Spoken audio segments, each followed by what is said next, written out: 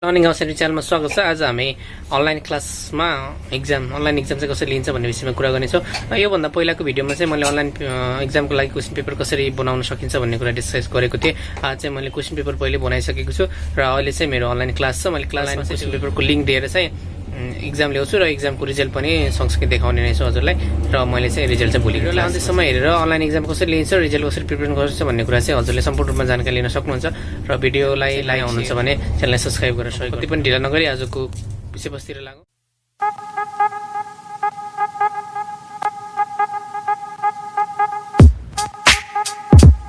Exam लिँदैछु। मैले चाहिँ पहिला पुरै सेटअप बनाइसकेको छु। पुरै हामीसँग चाहिँ पर्फेक्ट हामीसँग लिङ्क छ।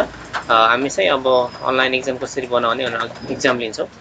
ओके, सबभन्दा पहिला चाहिँ मैले यहाँनिर गुगल मिटमा लिङ्क खोलिसकेको छु। यहाँनिर चाहिँ मैले अहिले 5 क्लास लिँदैछु। क्लास 5 बनाएँ मैले। यहाँनिर चाहिँ स्टुडेन्टको लिस्ट आइसकेको छ एटेन्डेन्समा। म चाहिँ यो जोइन गर्छु है। यो जोइन गरिसकेपछि मैले चाहिँ अब स्टुडेन्टलाई लिङ्क पठाउँछु अनि लिङ्क पठाएर स्टुडेन्टहरू चाहिँ क्लासमा जोइन भइसक्छन् अनि म चाहिँ प्रपर इन्स्ट्रक्सन दिएर चाहिँ मिटिङ सुरु गर्छु अहिले। ओके, अहिले चाहिँ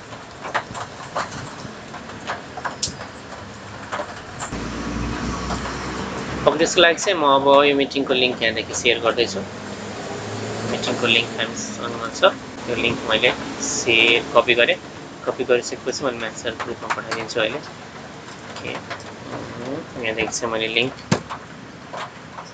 कन्ट्रोल V गरेर यहाँ चाहिँ पेस्ट गरिदिइसकेको छु। अब स्टुडेन्ट ओके मेसेज सेन्ड भइसकेको छ। अब स्टुडेन्टहरू आउने क्रम सुरु हुन्छ। हेरौँ, त्योभन्दा पहिला चाहिँ मैले लेआउट चेन्ज गरेर राख्छु यहाँनिर। यो लेआउटलाई चेन्ज गरेँ भने चाहिँ धेरै स्टुडेन्टहरू म देख्न सक्छु एकैपटकमा। अनि ब्याकग्राउन्ड चेन्ज भइसकेको छ मेरोमा। ठिक छ। ओके, च्याट बक्समा लिङ्क दिन्छु। यहाँनिरको च्याट बक्स है यो। तिमीले यहाँनिर च्याट बक्स छ होइन, तिम्रो सबकोमा च्याट बक्स हुन्छ। यहाँनिर म लिङ्क दिन्छु हो। अनि यहाँ सुन है, त्यो लिङ्क चाहिँ तिमीले खोल्यौ भने खोलेपछि 15 मिनटसम्म अन हुन्छ है। टाइमर छ, त्यहाँ टाइमर छ। 15 मिनट मात्रै वर्क गर्छ, त्यसपछि वर्क गर्दैन। तिमीले 15 मिनटभित्र चाहिँ सबमिट गरिसक्नुपर्छ।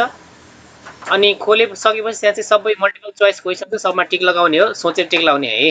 टिक लगाएर सबमिट गरिसकेपछि सी द स्कोर भनेर आउँछ। के आउँछ? सी स्कोर भनेर आउँछ। अब म तिमीलाई चाहिँ एकपटक खोलेर पनि देखाउँछु है त। यहाँनिर मैले यसरी यो चाहिँ लिङ्क छ यहाँनिर मसँग।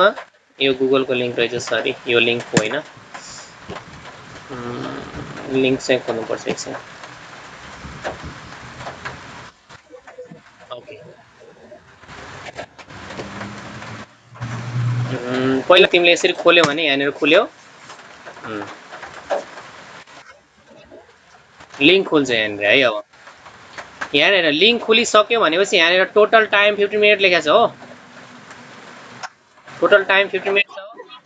यहाँमा स्टार्ट गर्ने हो है। यहाँनिर के गर्ने? स्टार्ट गर्ने। स्टार्ट गऱ्यौँ भने टाइम हाम्रो स्टार्ट भयो। 15 मिनट टाइम हाम्रो स्टार्ट हुन्छ यहाँदेखि। यहाँ टाइम अब घट्न लागिसकेको छ है टाइम। यहाँनिर टोटल टाइम 15 मिनट हो।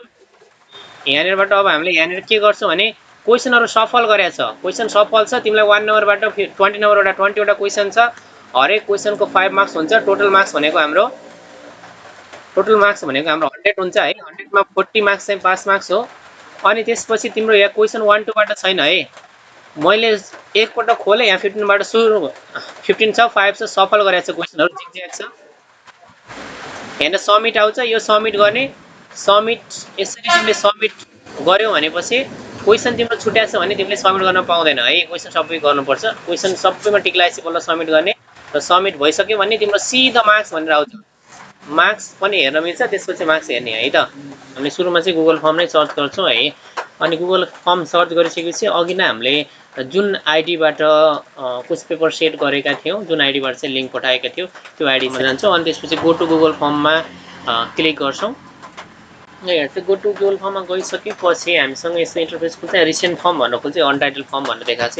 हाम्रो अघिनको फर्म थियो।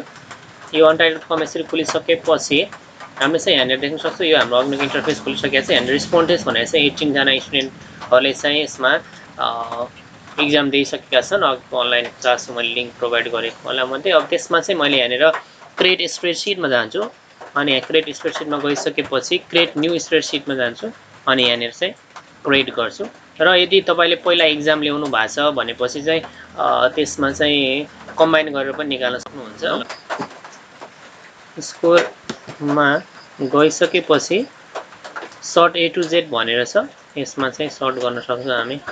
सर्ट ए टु जेड भनेर यसरी सर्ट गऱ्यौँ भने ओके यसमा आइसकेको छ। यसमा चाहिँ सर्ट ए टु जेड नगरेर जेड टु एड गरौँ, ठुलोबाट सानो। ल यहाँनिर तपाईँले देख्न सक्नुहुन्छ यसमा।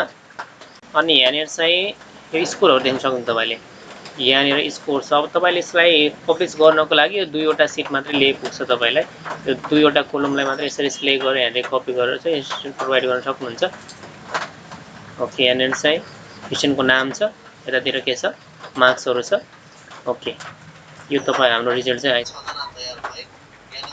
ओके गुगल सिटमा जाउँ हामी। त्यसपछि यहाँ गुगल सिटमा चाहिँ तपाईँले ब्ल्याङ्क सिट लिनु होला र ब्ल्याङ्क सिट लिइसकेपछि यहाँनिर के गर्नु होला भनेपछि अघिको हाम्रो कपी गरेको कुराहरूलाई चाहिँ यहाँनिर पेस्ट गर्नु होला। यसरी पेस्ट गर्नुभयो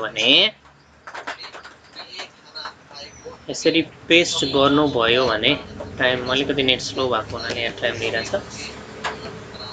ओके यो चाहिँ हाम्रो रिजल्ट आइसकेको छ हो। हाम्रो रिजल्ट चाहिँ यहाँनिर बनिसकेको छ।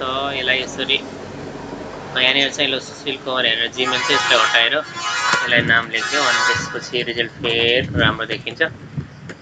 ओके यसरी हाम्रो रिजल्ट बनिसक्यो होइन। रिजल्ट बनिसक्यो भने यहाँनिर चाहिँ तपाईँले यसमा टेस्ट रिजल्ट अथवा इक्जाम रिजल्ट भनेर लेख्नु होला। टेस्ट रिजल्ट अब कहिले भएको थियो त्यो तपाईँले लेख्न सक्नुहुन्छ होइन। त्यसपछि यसलाई चाहिँ सेयर गरौँ र सेयर गर्ने बेला तपाईँले चाहिँ यहाँनिर यो र्याङ्क तपाईँलाई प्रब्लम हुन्छ, यसलाई कपी लिङ्क गर्नु होला। यो कपी लिङ्क गरिसकेपछि तपाईँले यसलाई लिङ्क सेभ गरेर राख्छु होइन। म चाहिँ भोलिको क्लासमा लिङ्क प्रोभाइड गर्छु जस्तो। ओके यहाँनिर चाहिँ मैले यसरी लिङ्क यहाँनिर पेस्ट गरिदिन्छु र पेस्ट गरिसकेँ भने तपाईँले देख्न सक्नुहुन्छ गुगल सिट भनेर। यहाँनिर म यसरी क्लिक गरेर जसले अब रिजल्ट हेर्ने मान्छेले यसरी क्लिक गर्यो भने चाहिँ के हुन्छ रिजल्ट देख्न सक्छ है त। यसरी रिजल्ट देख्न सक्छ। टेस्ट रिजल्ट भन्ने माथि लेखेको छ र यसरी चाहिँ रिजल्ट हेर्छ उसले। Okay thank you.